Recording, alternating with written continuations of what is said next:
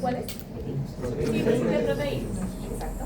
El axón está revestido por mielina y lo que nos permite esto es optimizar la velocidad de conducción nerviosa. Ahora, el axón, como en esta zona de acá, puede tener dos tipos de conducción. Cuando está revestido por mielina y cuando tiene estos pequeños espacios en donde no tiene el revestimiento como tal de mielina, puede ser un tipo de conducción saltatoria. Y estos espacios va a ser los nodos de Rapier, aquellas zonas en las cuales no tiene mielina, pero sí optimiza porque en estas zonas la membrana neuronal es mucho más permeable al sodio y optimiza su velocidad de conducción nerviosa. A esto se llama conducción saltatoria. Pero existen algunos otros axones que van a estar desprovistos de mielina y su conducción va a ser de tipo continuo. Okay. La comunicación entre una neurona y otra, eso se denomina sinapsis. Y la sinapsis puede ser entre un axón y la dendrita, entre el axón y el soma de otra, o entre el axón y el axón. Pero cada una de ellas está destinada a cumplir un determinado tipo de función. Por ejemplo, entre el axón y la dendrita lo que busca simplemente es que yo estoy recibiendo algún tipo de información, nada más. Entre el axón y el soma lo que busca es decidir qué tipo de información va a pasar. Digamos que es como una gran puerta de filtro, qué pasa y qué no pasa en este momento.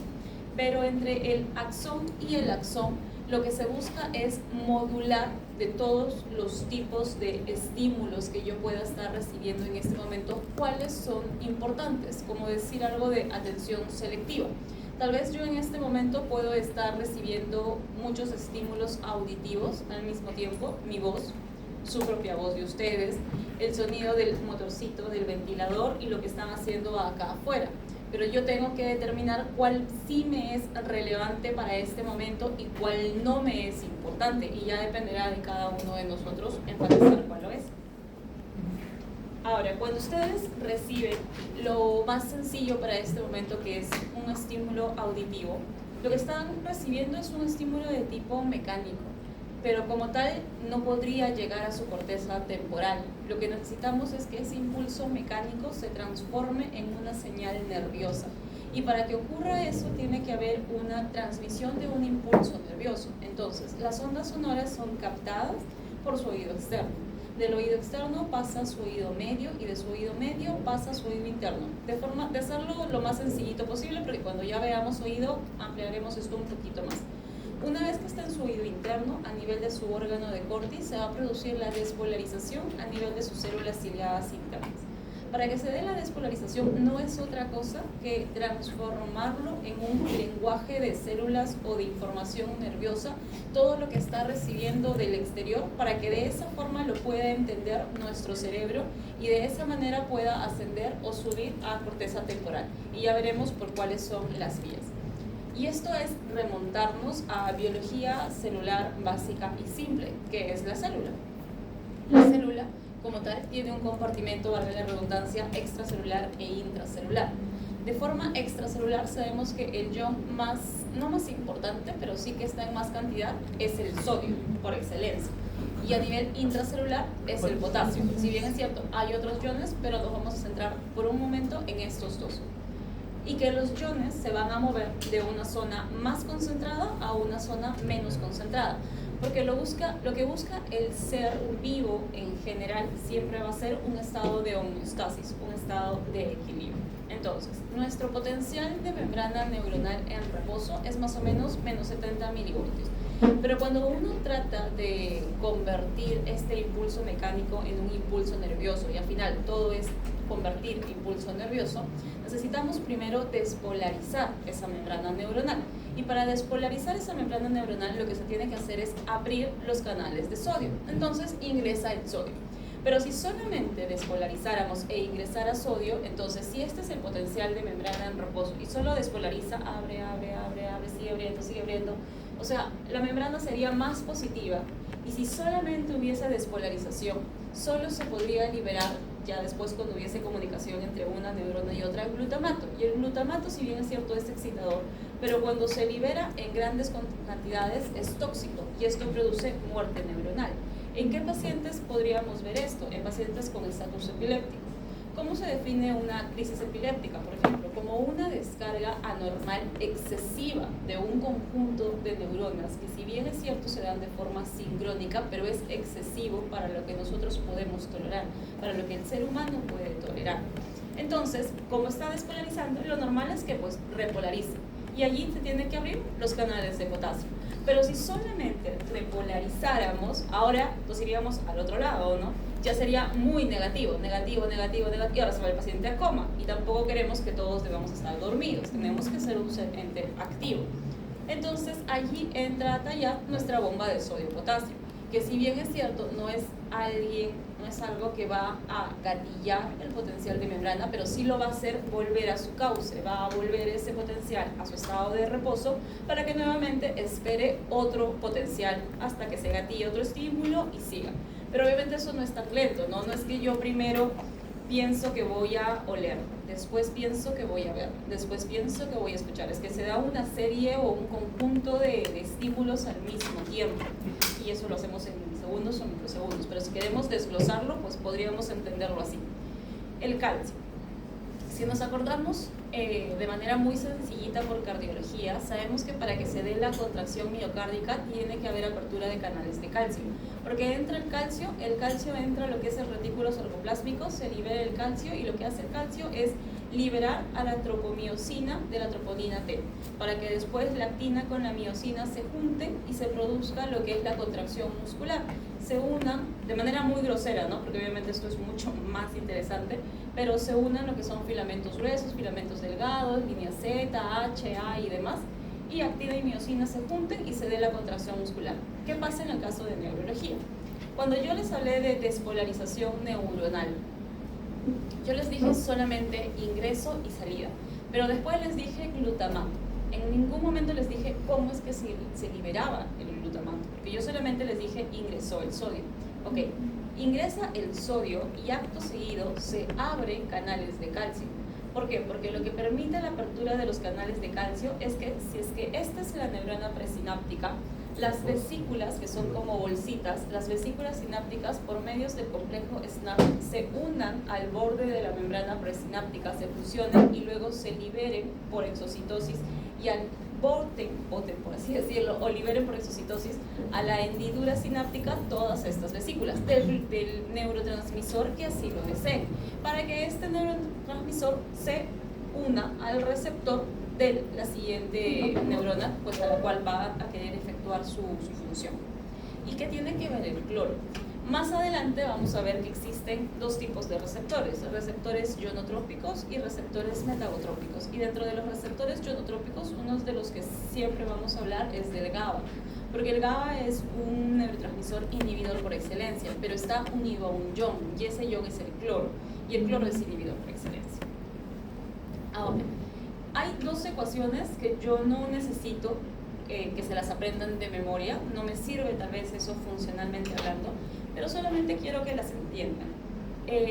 Hablamos mucho de sodio, potasio, cloro, calcio y demás, pero cada uno de estos iones tienen que estar en determinado tipo de equilibrio. Por ejemplo, la ecuación de Nernst, lo único que me busca determinar es cuál es el potencial de equilibrio del sodio, cuál es el potencial de equilibrio del potasio, cuál es el potencial de equilibrio del calcio, de cada uno por su cuenta.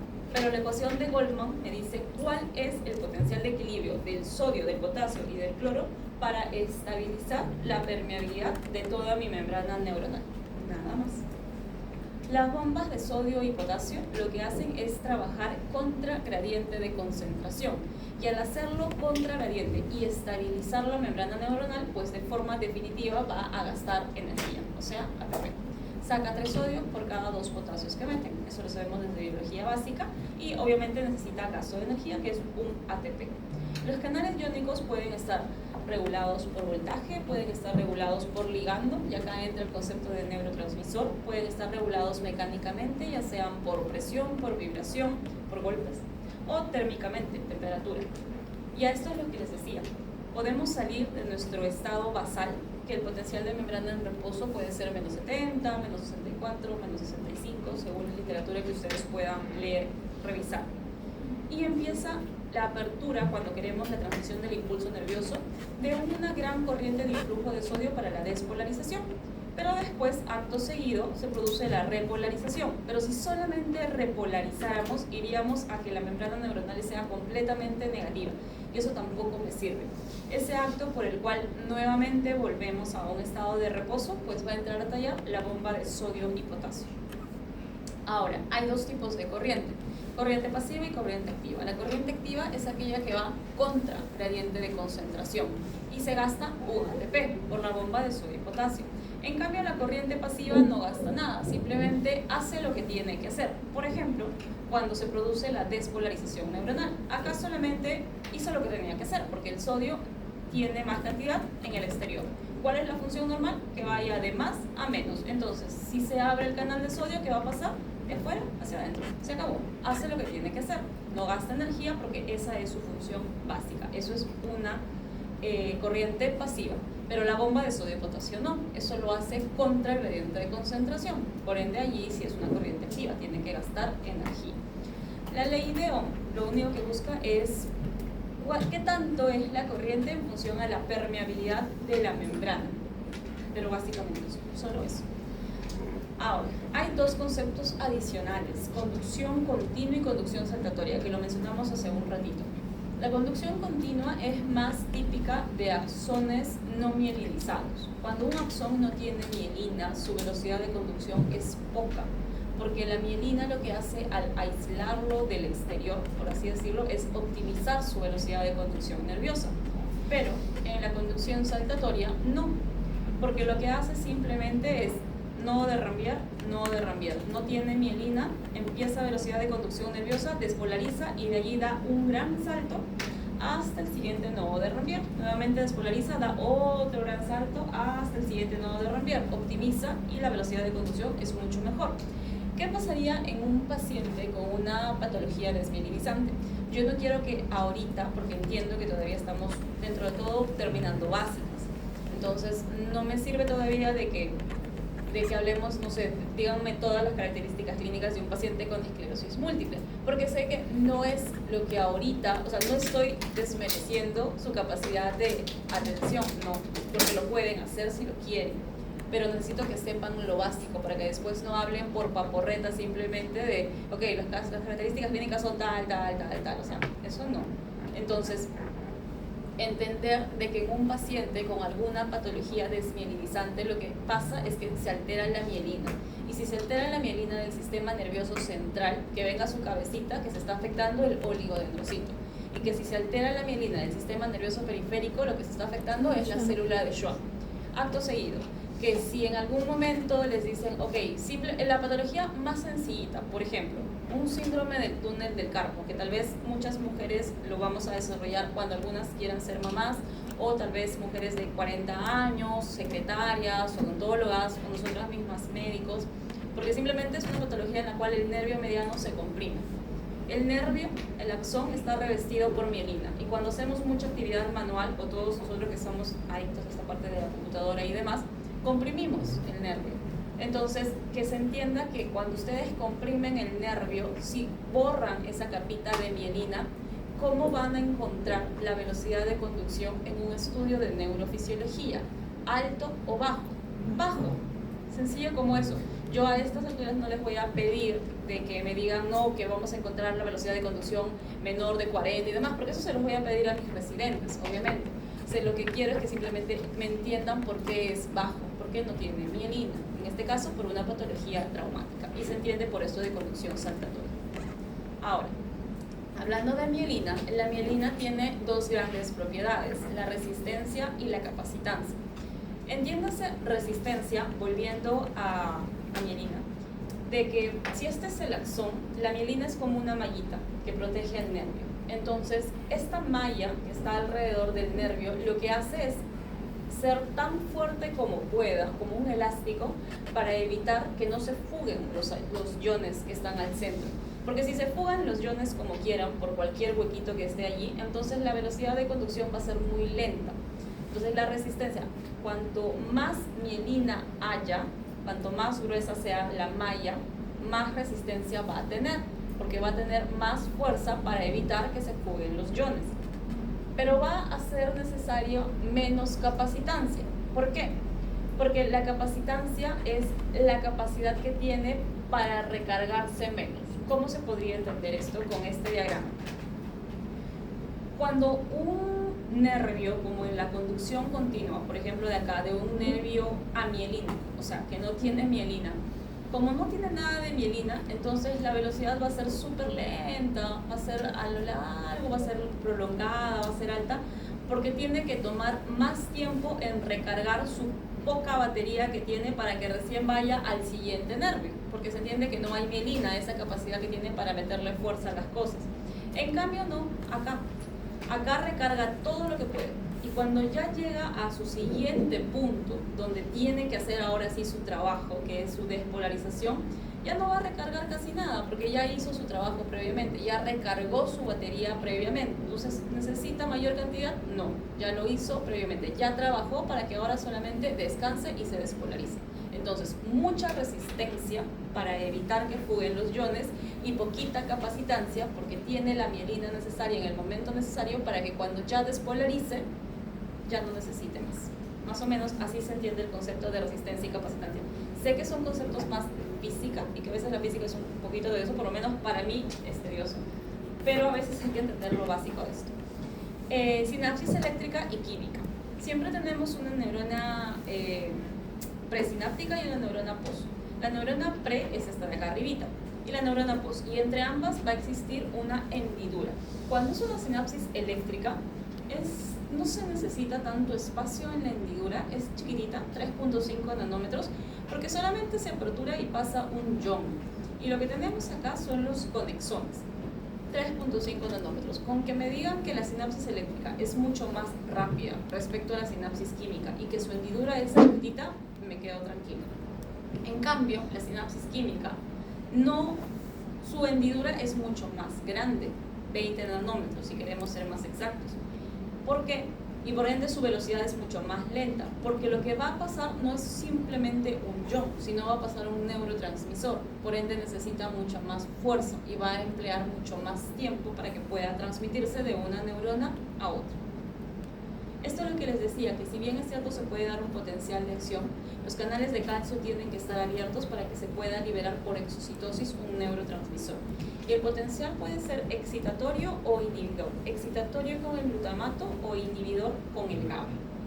Ahora, sumación espacial y temporal se entiende si es que comprendemos que el ser humano es un conjunto de redes neuronales integradas. No es que yo primero veo, después huelo, después como, después escucho, sino al mismo tiempo yo ahorita estoy dictando, o sea, estoy hablando, me estoy escuchando, siento la mesa en mi piel, sé en qué posición está mi cuerpo, o sea, todo al mismo tiempo, y siento frío, definitivamente. Entonces, al mismo tiempo, en una misma espina dendrítica, estoy percibiendo muchas señales y estoy haciendo muchas conexiones somáticas, acciones neuronales, axosomáticas, para poder hacer algún tipo o transmitir algún tipo de información, simplemente porque hay un conjunto de redes neuronales entre sí. Neurotransmisores, la acetilcolina es importante cuando hablamos de placa mioneural, que ya lo vamos a ver en cuestión de nada, y es excitatorio, pero también se sabe que en personas con demencia, cualquiera sea la demencia, pero sobre todo demencia de tipo Alzheimer, sus niveles de acetilcolina están disminuidos. Glutamato es el neurotransmisor excitador por excelencia. GABA y lisina es inhibidor por excelencia. De estos dos, GABA. Dopamina depende. Dopamina hay de 1, de 2, de 3 y de 4. Los que más nos van a servir ahorita y cuando veamos ganglios basales en la semana 10 u 11, no me acuerdo, es de 1 y de 2. De 1 con la vía directa, excitador. De 2 con la vía indirecta, inhibidor. Noradrenalina, energía, adrenalina, excitador por excelencia. Y opioides, inhibidor. Estos dos gráficos que vienen son iguales, así que me quedo con este que tiene color. El sistema nervioso autónomo es el estado o la capacidad que puede tener el ser humano para responder frente a una determinada situación, tanto conductual como metabólicamente hablando. Por ejemplo, si a ustedes les roban, Dios no quiera, o su carro frena muy rápido, Dios no quiera, su sistema simpático se va a alertar, va a tener como, ¿qué pasó? Entonces, en ese estado de hiperalerta, en ese pequeño microsegundo de momento que puede existir, Algunos empezarán a sudar, otros empezarán a tener un poquito de taquicardia, su presión arterial se va a alterar, frecuencia cardíaca, temperatura, sudoración, tal vez harán un poquito de midriasis, porque el simpático es midriasis, dilatación de los ojitos. Acto seguido, se calman, se relajan, todo pasó bien, no pasó nada, y miosis, que es el ojito que esté más chiquitito, sus signos vitales volverán al estado de normalidad y listo, todo irá bien.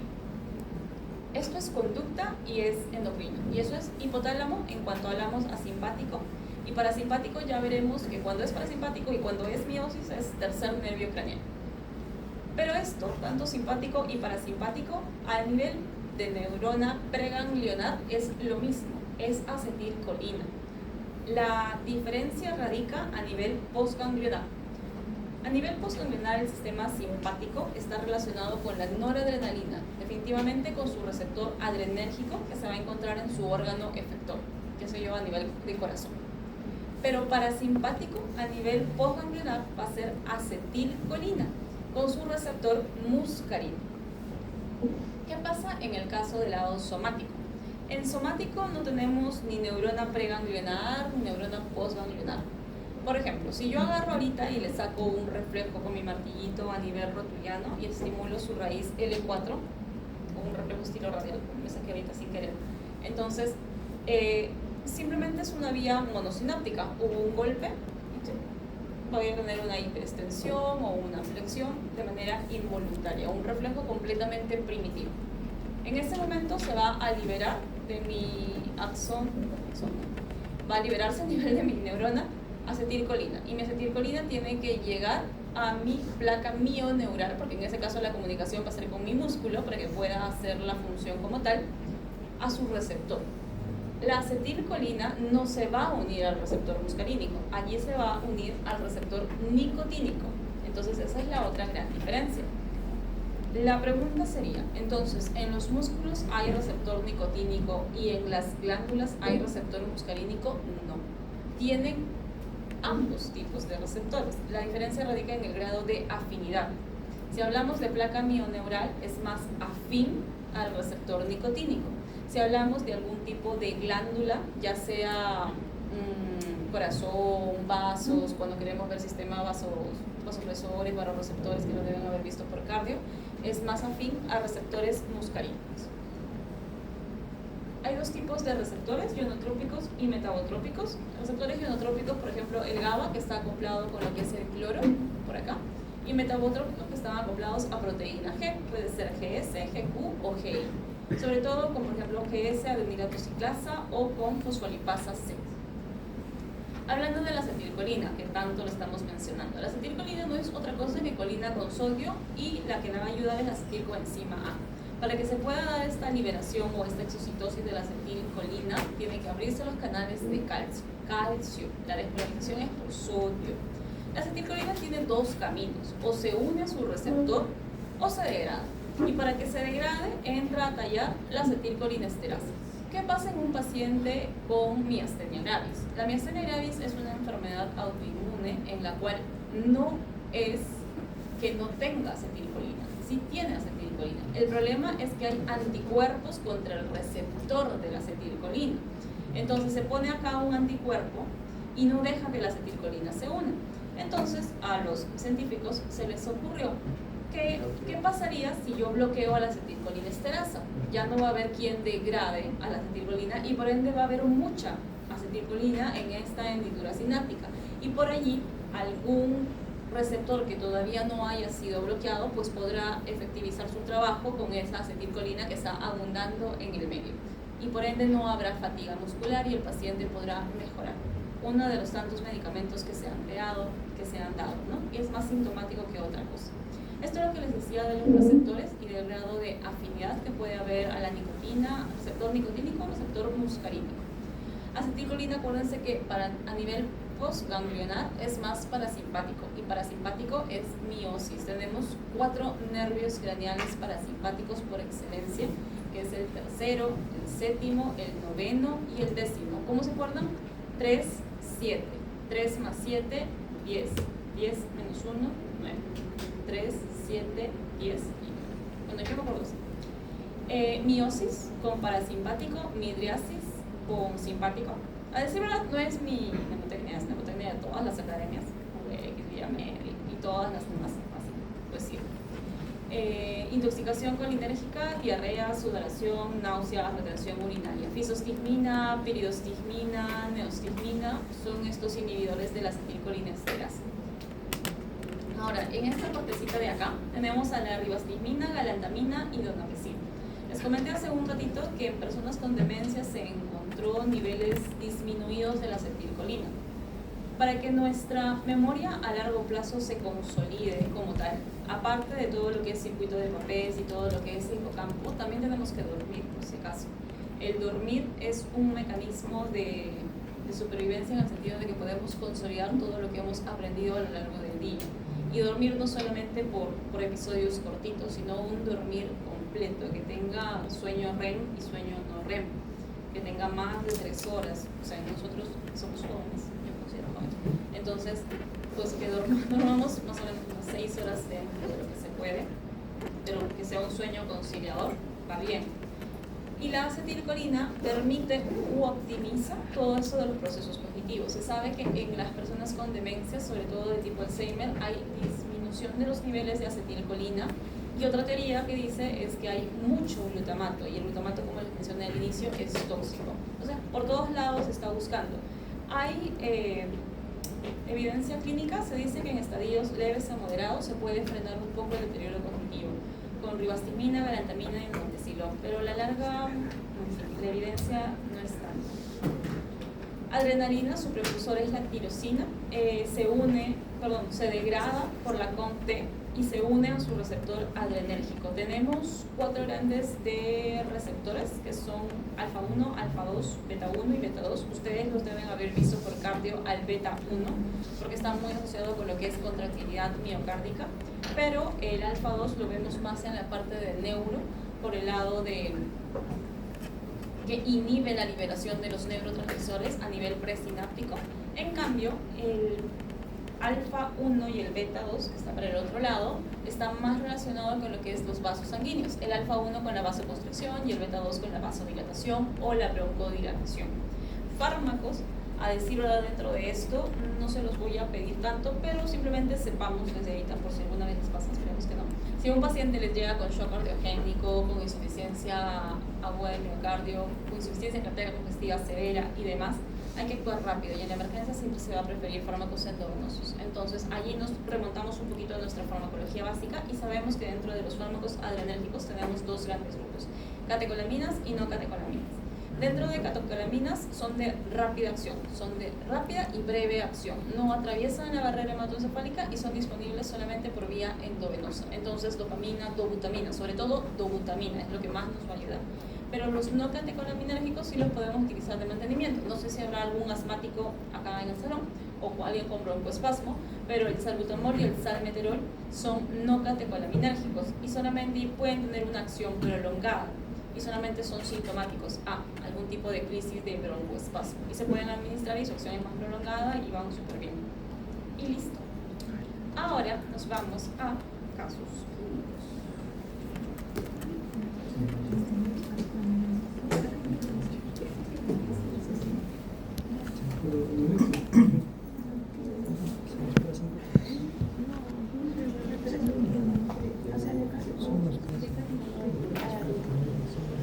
Pero, ¿alguien ha llevado fisiopato? Porque creo que llevan fisiopato y llevan un poquito de neuro. Sí, algo así me dijeron, algo así me chismearon los chicos. Sí, pero sí se lleva neuro.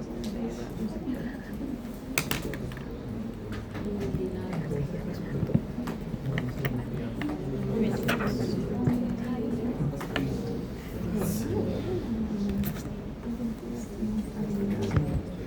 Muy bien.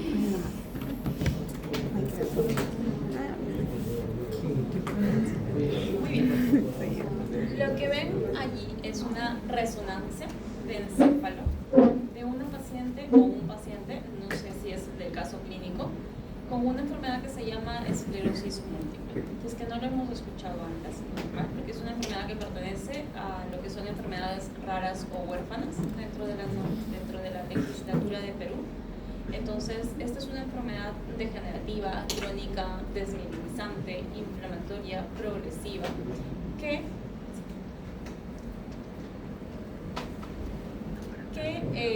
tiene predilección por el género femenino frente al género masculino, que puede presentarse entre los 20 y 40 o 50 años de edad. No digo que no se presente en el varón, también se puede presentar en el género masculino, pero es un poco más su predisposición por el género femenino.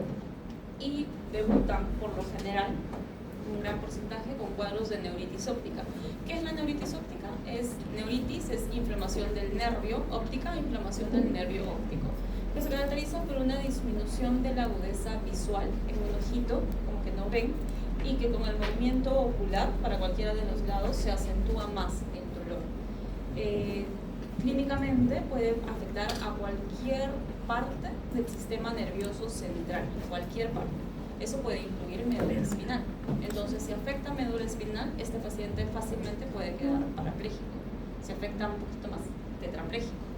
Parapléjico es que no mueve ambas piernitas. Tetrapléjico es que no mueve ni brazos ni piernitas. Si no mueve más y compromete el frénico, puede haber también compromiso de musculatura ventilatoria, diafragma, pero no es tan agresivo. Hay otras enfermedades que son más agresivas para el diafragma. Pero bueno.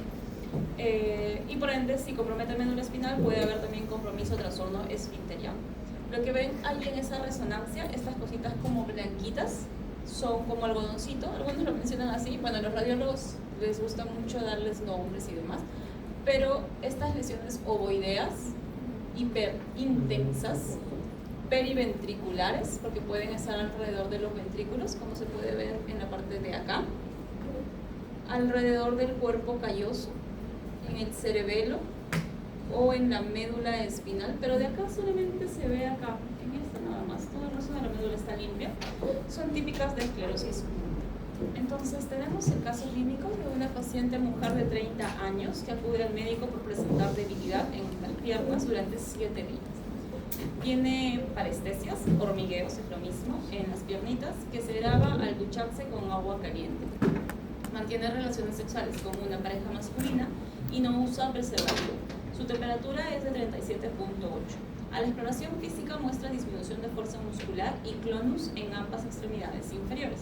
El reflejo rotuliano es 4 más bilateralmente y el reflejo plantar muestra una respuesta extensora en ambos lados. No presenta reflejo abdominal. Y bueno, ya veremos su resonancia. Lo primero que debería llamarnos la atención de acá es que es una paciente mujer.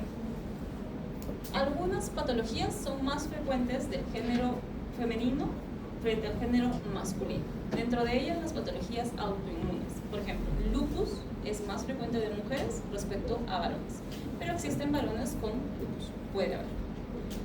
Migraña es más frecuente de mujeres respecto a varones. Cáncer de mama es más frecuente en mujeres respecto a varones, pero existen varones con cáncer de mama. Definitivamente lo puede haber porque tiene glándula mamaria. Ahora, 30 años. No es lo mismo enfocar el caso clínico de una persona, no estoy segura a esta etapa de mi vida, si en todas las especialidades, en todas las especialidades, según el grupo etario. Por ejemplo, en neurología, si a ustedes les presentan una persona de arranque, no le dicen doctora o doctor, están trayéndole una persona de 70 años y nada más, se quedaron hasta allí. Tal vez su cabecita se va a ir primero a, ¿será un infarto cerebral? ¿Será un infarto del corazón? Si tal vez se van por endocrino, ¿será un coma diabético? O si se van por renal, tal vez será una insuficiencia renal crónica, o no sé, pero se van muy enfocados a que les digan, ¿sabe qué, doctora o doctor? Le están trayendo un niño de 5 años. Entonces tal vez lo primero que ustedes pensarán es, ¿se ha caído? O está con epilepsia, porque puede haber epilepsia en el recién nacido, será una patología genética, tendrá una meningitis viral de esto de los pequeñitos, o una cardiopatía congénita. Solamente les dije la edad, nada más, pero se pueden abrir muchas patologías, o una diarrea que es típica en los pequeñitos. Entonces, según nuestro grupo etario, nosotros podemos enfocar diferentes patologías. Lo mismo pasa para neuro. Debilidad creciente progresiva en 7 días. No es lo mismo que les digan que doctora, ¿sabe qué? Estaba almorzando con mi papá y de pronto quiso coger su botella o su vasito y cuando quiso levantarlo se le cayó de forma súbita. Pero él se levantó bien, él desayunó bien, se sentó bien a la mesa, pero cuando quiso levantar su cuchara, tenedor o su vasito, se cayó inmediatamente. Su bracito golpeó la mesa y ya no tiene fuerza. Eso es súbito, de a segundos, de minutos. Eso es algo vascular. Dios no se sabe qué, pero eso yo sé que para mí en mi árbol diagnóstico es vascular. Y cuando yo digo vascular es vaso. Y cuando yo digo vaso es o se cerró, que puede ser isquémico, o un émbolo disparó del corazón. Me pondré a buscar qué es lo que lo ha cerrado, o es hemorrágico. Hemorragia cerebral, aneurisma cerebral, malformación arteriovenosa, tal vez en personas un poquito más jóvenes, pero algo es. Pero eso es vascular. A que me digan, no, ¿sabe qué? Le traigo a mi hermano porque durante los últimos 6 meses está olvidándose poco a poco, se torna agresivo poco a poco, encima está haciendo episodios de fiebre, subfebril, meses. Eso me suena a mí más a infecciones o tal vez a tumores. A que me digan, no, es una persona, por ejemplo ella, que está progresando poquito a poquito durante 7 días. 7 días no es ni crónico ni es agudo, es subagudo. Eso me puede llevar a mí más a algo inflamatorio. Que tiene adormecimientos en piernas que se agravan al ducharse. Las patologías de tipo autoinmune, sea por mi caso neuro o por los reumatólogos, se acentúan con el calor. El verano es la peor estación del año para estos pacientitos. Mantiene relaciones sexuales con una pareja masculina, no tiene múltiples parejas masculinas, no es promiscuo, por dicho, y no usa preservativo, pero aparentemente es una pareja masculina. No sé nada de la pareja masculina, pero aparentemente es una pareja masculina. Y temperatura es de 37.8. Tiene debilidad muscular y tiene clon. Cuando vean reflejos no sé en qué semana, pero cuando vean reflejos tienen que examinar que los reflejos tienen que ser simétricos, tienen que ser bilaterales. No es lo mismo evaluar uno bien delgadito que uno un poquito más gordito. No es lo mismo evaluar un hipertiroideo, que sus reflejos van a estar incrementados, que evaluar un diabético, que sus reflejos van a estar 0 o disminuidos, que un clonus. Un clonus es que cuando simplemente ustedes agarran la pierna, supongamos que esta es la pierna del paciente y este es el pie, talón, rodilla. Agarran el piecito, jalan, el piecito va a hacer inmediatamente esto de acá. Eso es un clonus, solito. Yo solamente jalé y el piecito solito empieza a tener este movimiento como un palmoteo. Es un signo de liberación medular, es un compromiso de primera neurona. Dentro de los signos de primera neurona puede haber hiperreflexia, hipertonía, espasticidad y Babinski. Y ya lo veremos ahorita. Reflejo rotuliano positivo, no positivo, sino 4 más. El reflejo rotuliano normal es 2 más, pero el reflejo rotuliano 3 más es un reflejo vivo. 4 más es definitivamente muy vivo, es como que lo golpean y salta la extremidad. Y lo que llaman allí reflejo plantar extensor es Babinski. Babinski extiende el dedo gordito del pie y los otros 4 se flexionan como un abanico. Extiende y flexiona como un abanico.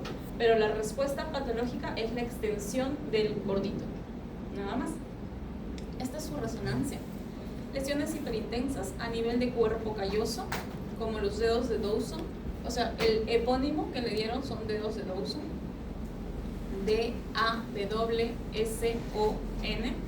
dedos de Dawson, con atrofia cerebral por la gran profundidad de las fisuras y de los surcos.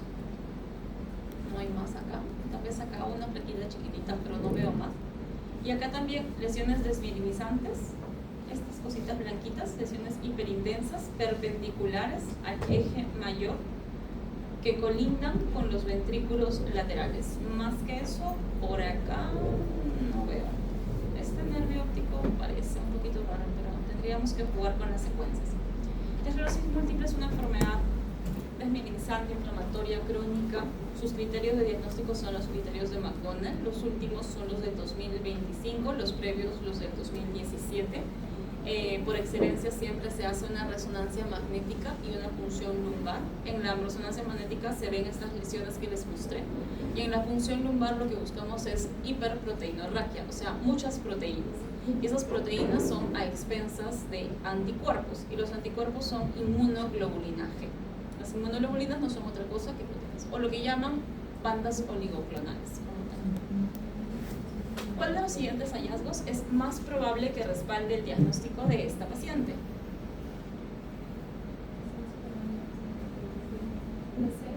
La C, presencia de bandas de inmunoglobulina en el LCR. El curso puede ser remitente recurrente. ¿Qué quiere decir? Cuando, lamentablemente, el diagnóstico, así sea en un país de primer mundo, tal vez en ellos un poquito menos que en nosotros, se puede retrasar, porque muchos pacientes de mi especialidad van primero por otras especialidades, por reumato, por psiquiatría o por otras especialidades antes de llegar con nosotros. Porque son pacientes que se quejan de pequeños episodios de adormecimientos en un bracito.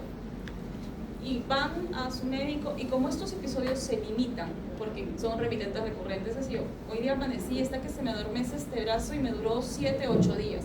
Entonces, en ese interín que el paciente está, le hago caso, no le hago caso, le hago caso, no le hago caso, pasa una semana. Y yo, maravilla, desapareció. Pasó y sigue con su vida. Sigues ahondando un poquito en la historia clínica y de pronto ya no fue el brazo, ahora fue la pierna. Y ahora sí como que ya le llamó la atención, porque ya medio raro que se me adormezca un lado, se me adormezca otro. Y ahora empiezas ya a buscar un especialista, pero cuando uno piensa en pierna, ya piensa en traumatología o en reumatología, menos piensas en neuro. Entonces nuevamente vas a tu especialista, te toman una placa, qué sé yo, y la clásica, hernia lumbar. Entonces ya está, y listo. Como ya desapareció, ya mejoró, a tu casa. O ansiedad. Y como ya mejoró, ya fue dado de alta, hasta que, Dios no quiera, aparece un episodio un poquito más severo, una neuritis óptica, una ceguera o un compromiso medular. Entonces, a eso sí nos obliga sí o sí, aparte de mandarnos a nosotros, a hacer una resonancia del cerebro. Y allí ya se ven muchas lesiones desmimelinizantes. Entonces, el diagnóstico algunas veces sí se retrasa, otras veces no, otras veces es más inmediato. Por eso digo en primer mundo, porque en primer mundo a veces por exceso, porque sí lo pueden tener económicamente hablando, piden todo y ya está, algunos le chuntarán. Pero acá no necesariamente, porque no tenemos ese acceso económico, lamentablemente. Entonces, eso es un remitente recurrente. Se da un episodio, mejora, se da un episodio, mejora, se da un episodio, mejora. Progresiva, secundariamente progresiva, es que se da, pero llega un momento en el que ya no mejora. Se dio un episodio que fue tan agresivo que ya lo dejó secuelado al paciente y de allí en adelante ningún episodio mejora, secundariamente progresivo. O hay episodios que ya nunca mejoraron, que desde el inicio progresó en el tiempo. Desde el inicio siguió avanzando, fue su curso, y si bien es cierto podemos detener o podemos frenar, pero no podemos recuperarlo a su estado basal. A decir verdad, los tratamientos que se han investigado son para las remitentes recurrentes. Toda la investigación que se ha hecho es para las remitentes recurrentes.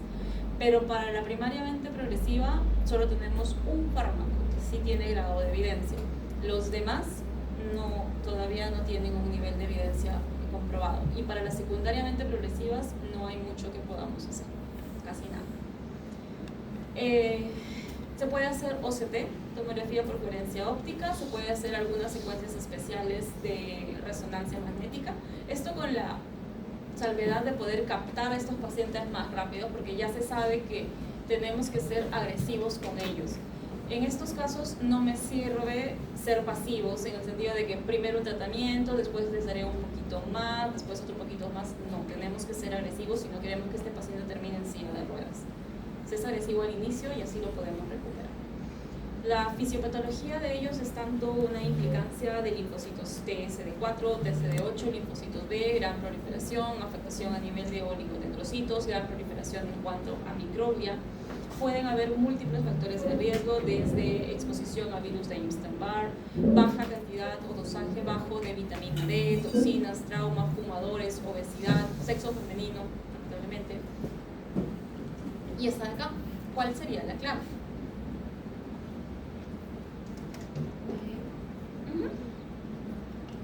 Centrándonos en este caso, estamos en una pacientita que aparentemente, si bien es cierto, tal vez habrá tenido algún evento por allí, no lo sabemos, pero es un caso aparentemente de 7 días, por lo que dice. Es una desmielinización con preservación parcial de los exones, y es lo que se encuentra por histología, que realmente al inicio solamente son placas desmielinizantes. y es sobre lo que buscamos actuar, porque sobre la pérdida axonal no vamos a poder hacer mucho nada. Estas placas son estas de acá, como líneas blanquitas, hiperintensidades perpendiculares al eje mayor, que pueden estar en cualquier parte que sea sistema nervioso central. Pueden parecer o aparentar pseudotumores, pueden ya empezar a ver una gran dilatación de los ventrículos laterales, esto es lo mismo, pedúnculos, médula, esto también, ovoideas. Y la siguiente, paciente mujer de 51 años con dislipidemia, por la cual la tratan con pravastatina. Acude porque tiene fatiga. ¿Fatiga cuándo? Cuando cocina, cuando sube la cesta de la ropa por las escaleras. Tiene visión doble después de leer durante largos periodos de tiempo. Visión doble o diplopia es lo mismo. Todos sus síntomas mejoran con el descanso. La exploración física muestra caída de los párpados superiores o tosis. P-T-O-S-I-C. Tosis, no lo puedo pronunciar. Tosis. P-T-O-S-I-S. Tosis. La fuerza es inicialmente de 5, pero cuando lo fatigamos, o la fatigamos, perdón, es 4 de 5. Y el resto está sin alteración. ¿Ante qué estamos? Miastenia gravis. La miastenia es una enfermedad autoinmune en la cual el signo cardinal o la palabra clave es fatiga. Esta paciente está fatigada. Lo que hacemos con ella en la evaluación, o cuando ustedes vean un paciente con miastenia gravis o sospecha de miastenia gravis en consultorio, fatíguenla, cáncenla, mesurado, claro, no la vayan a mandar a la UCI, pero mesurado. ¿Qué tienen que hacer? Hagan la black. Cuando hable mucho, van a ver que al finalizar va a tener como un habla gangosa, se va a empezar a cansar. Porque nosotros hablamos y utilizamos nuestros músculos laringeos. Así que cuando ella hable mucho se va a cansar y su habla va a cambiar. Después de eso, cuando la escuchan hablar, hagan que cuente. Entonces, lo que hacemos nosotros para contar es que le pedimos que inspire, que tome mucho aire y que sin botar empiece a contar 1.000, 2.000, 3.000, 4.000, 5.000, sin botar. Lo normal es que nosotros contemos más de 16, 20, 24, hasta donde ustedes quieran llegar. Pero ellos no pueden llegar porque se fatiga. ¿Qué se fatiga? Su diafragma. Por eso ya si es que eso se falla, eso ya es signo de ventilación y ya nos obliga a nosotros como que ya corren. Lo otro es de que simplemente agarran con su lapicito, su martillito, lo que tienen, y suben sin mover su cabecita y la tienen ahí un rato. Y van a ver cómo poco a poco sus párpados empiezan a caer, caen solitos. Fatiga de musculatura. Lo otro con ellos es de que pueden hacer fuerza contra resistencia. Primero hacen lo normal, y cuando es lo normal, por ejemplo, fuerza contra resistencia, 5 de 5. Pero de allí la empiezan a fatigar, la fatigan, y como dicen ellas, van a empezarla a cansar, 4 de 5. Se acabó. Si tienen un escaloncito, pueden hacer que suba, que baje, y al final se va a cansar, porque cuando nosotros subimos escaleras, lo que utilizamos son cuádriceps. Cuando utilizamos también en máquinas, ¿no? Los que vamos al gimnasio, utilizamos y cansamos cuádriceps o aductores. Entonces ya, pues puede pasar. Ya está, la cansamos, listo. Y después le hacemos que descanse, ¿no? Para no mandar a la paciente a la emergencia. Miastenia gravis. La fisiopatología es anticuerpo contra el receptor de la acetilcolina. Acto seguido, ¿cuál de las siguientes opciones describe mejor la patogenia de la siguiente acepción? La C.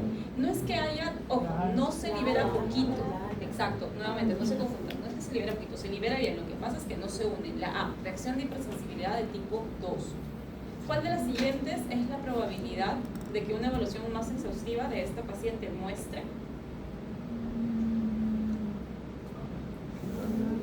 La anticuerpo contra el receptor de la acetilcolina.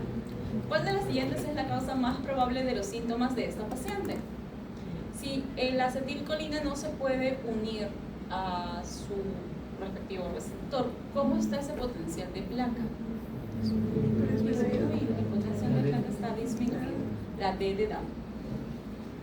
En la placa terminal existen muchos receptores. Ojo, no existe solamente el receptor de la acetilcolina, y esto lo vemos mejor acá. Existe el receptor MUS, el LRP4, el ARID. El que más me interesa ahorita que entiendan es el receptor de la acetilcolina. ¿Por qué? Porque lo normal es esto, ¿no? Se libera por exocitosis y se une y pasa, libera, se une y pasa. Pero ¿qué ocurre en miastenia? Existe un anticuerpo contra el receptor de la acetilcolina, entonces no pasa y no existe lo que es la transmisión adecuada en esta placa mioneural. Pero también en un 5 o 10% puede existir anticuerpos contra MuSK, anti-MuSK, o anticuerpos anti-LRP4 o anticuerpos anti-gripe. También se debe dar tratamiento, porque si no vas en cuadros grotescos. ¿Por qué se hace TAC de tórax? Porque se sabe que el timo es un gran productor de anticuerpos contra el receptor de acetilcolina. El timo lo tienen los pequeñitos, nosotros no. Ni el más jovencito de acá tiene timo. Si lo tiene, por si acaso, hagas su TAC de tórax. Entonces, el timo, si se hace un tumor, se llama timo. Lo que se hace es se reseca, definitivamente, entre consulta, cirugía torácica cardiovascular y se reseca. Eso ya se lo dejamos a los amigos cirujanos. Esto o esto de acá. Vamos por acá. Paciente mujer de 27 años presenta visión borrosa, que empeora tras duchas calientes, lo mismo, y mejora en reposo. En el último año tuvo episodios chiquitos, autolimitados, de parestesias. Parestesias es sinónimo de adormecimientos en manitos y dificultad para la marcha. En su resonancia se vieron lesiones ovaladas, ovoideas, periventriculares alrededor de los ventrículos hiperintensas en T2.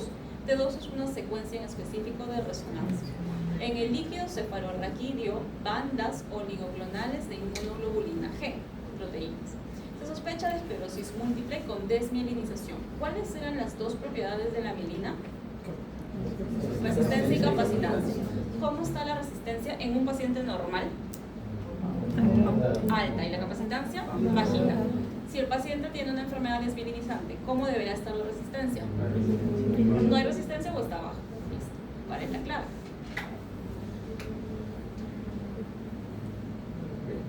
La B disminuye la resistencia y incrementa la capacitancia. Paciente mujer con tosis. Tosis es caída del párpado, bilateral o unilateral. Diplopia es visión doble, que empeora al finalizar el día y mejoran con el reposo. Esos pacientes es muy clásico que les digan, ¿sabe qué, doctor? Me desperté bien, pero a lo largo del día empieza a caer flojito. Prueba del hielo positivo. Con el calor empeoran, con el hielo mejoran. ¿Cómo es la prueba del hielo? Si su ojito está cerrándose, agarran un cubito de hielo, lo envuelven en una telita delgadita para que no lo quemen al paciente y lo ponen encima de ese párpado que está cayendo. 10 segunditos, sueltan y el ojito solito se va a abrir. Y ya está. Desde hielo positivo. Anticuerpos contra el receptor, ya, pues no, en suelo, pero está carísimo. Estimulación nerviosa repetitiva. El test de estimulación nerviosa es este.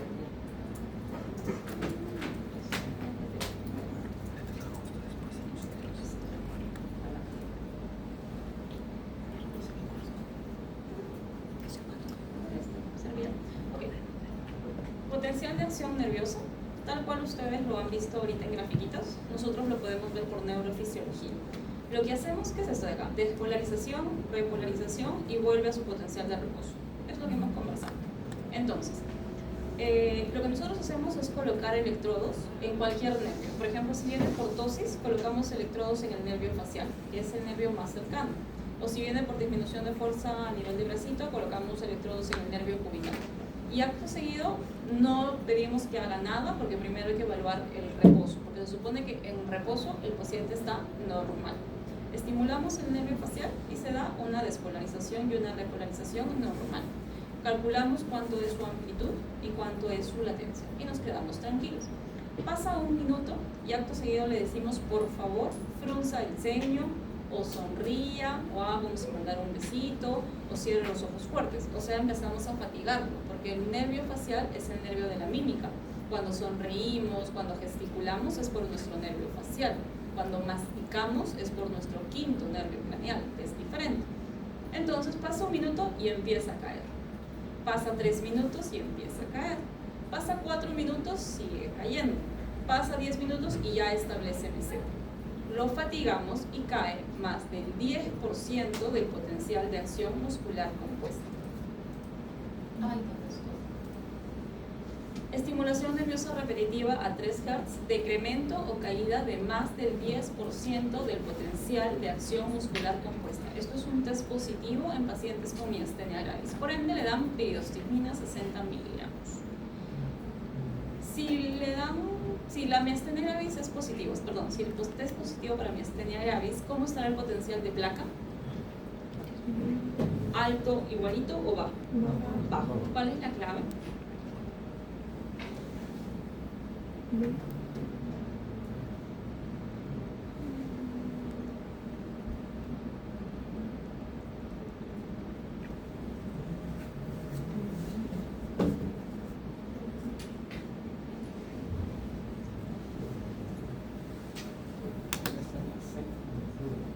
La C.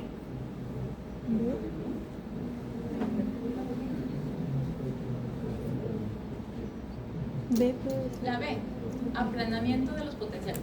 No está mal la C, pero es muy raro. En la membrana postsináptica también hay MUS y LRP4, pero es muy raro pensar primero en ese. Primero siempre tienes que pensar en lo más común, que son los anticuerpos contra el receptor de la acetilcolina. Esto es en el 8%, en el 10%. Entonces es mucho, demasiado. Es más que se aplanan los pliegues postsinápticos y con menor densidad de los anticuerpos, con lo cual se reduce el potencial. Y ya está, chicos, se acabó. ¿Alguien me falta pasar su asistencia? Por favor, vamos a ver ya. ¿Todos? No llamó. Ah, ¿no llamé? No. Muchas gracias.